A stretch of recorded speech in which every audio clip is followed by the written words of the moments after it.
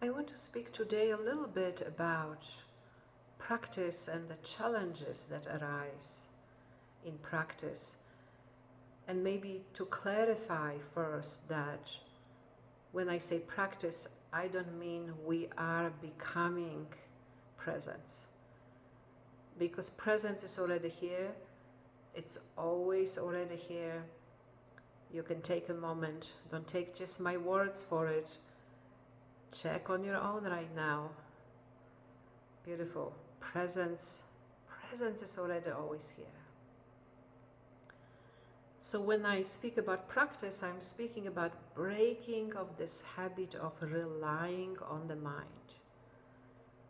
You know, the mind arises in presence, and our habit is to identify ourselves as that, and then rely on the mind's guidance and description.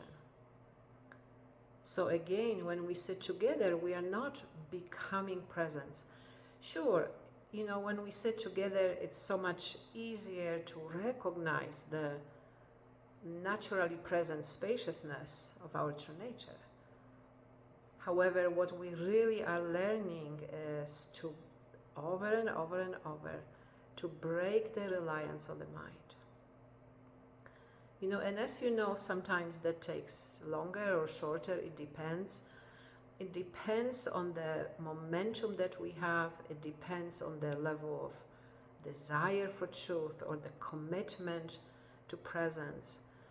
And lately, what I have been noticing, you know, that for some of us, there is a challenge that I will call an injured will.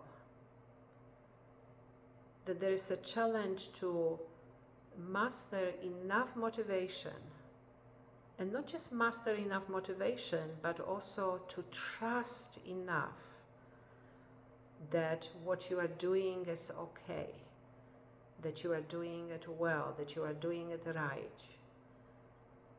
You know, sometimes there is the confusion when there's that inner inertia, you know, like I can't even think about being here.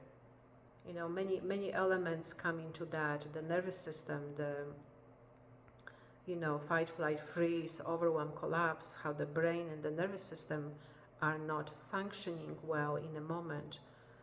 However, there's also oftentimes a deeper underlying reason, which is if in the past you have received a lot of negative messaging, there's something wrong, you are wrong, you are not doing it right, there's something wrong with you, there's something wrong with what you are doing.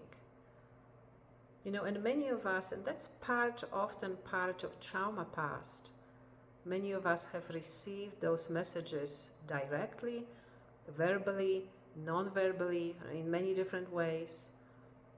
And because early on in life you don't have a chance to externalize and to see, to have perspective over certain situations, we tend to internalize that message. And that message then becomes part of your practice.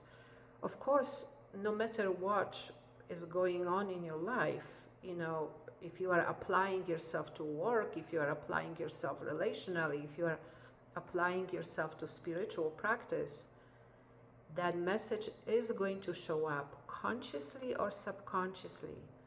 That message that tells you, you know, something is wrong, you're not doing it right, you're not quite, you can't trust what you are doing, you can't trust that, you can't trust what you are doing. You know, and I call that injured will because a certain amount of will, in a sense of direction, in a sense of intentionality, in a sense of following through with your desire for truth, is necessary, especially in the beginning.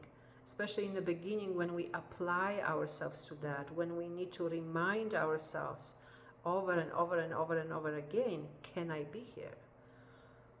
You know, and that injured will, you know, if identified and if really seen for what it is, recognized, you know, this is the past, and this is the negative messaging that we received in the past. That's part of disengaging from the guidance of the mind. That's part of breaking of our reliance on the mind, is to see that, right?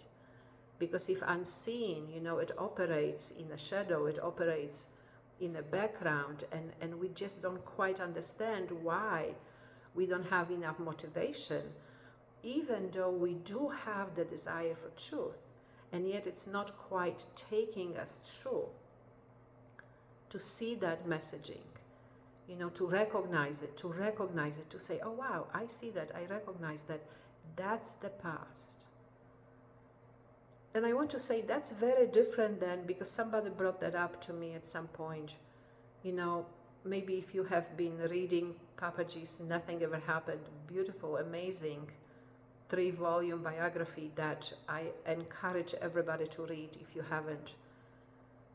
Or maybe if you read some other Papaji story, you know that he spoke about that at some point before he met Ramana, before his final realization, practice left him. He was a lifelong practitioner, a lifelong, devotee of Krishna, who practiced, who, prayed to Krishna, who had visions, who played with Krishna, who interacted with Krishna. And at some point, before his final realization, the practice just left him. He was not able to practice. And I experienced that myself on the way to Papaji, that I have tried different spiritual practices and I just couldn't. There was not anymore enough momentum for that. The momentum was just to rest in our true nature. And these are two different things I want to clarify. For some of us, at some point, there is enough momentum, natural momentum for awakening, for truth, for realization to happen. And at that time, it may happen that practice leaves us, that we cannot move in any way anymore other than in the way of resting in our true nature. However, that's different than that inertia, that inner giving up, that inner, collapse in which we just feel like we can't. And part of it is, let's address the nervous system and brain. I will speak about this some other time. And part of it is, let's recognize that subconscious messaging that tells you you don't know, not good enough, can't trust this, you don't know how to do it, which I want to say, of course it's not true. And that it can be seen, it can be recognized.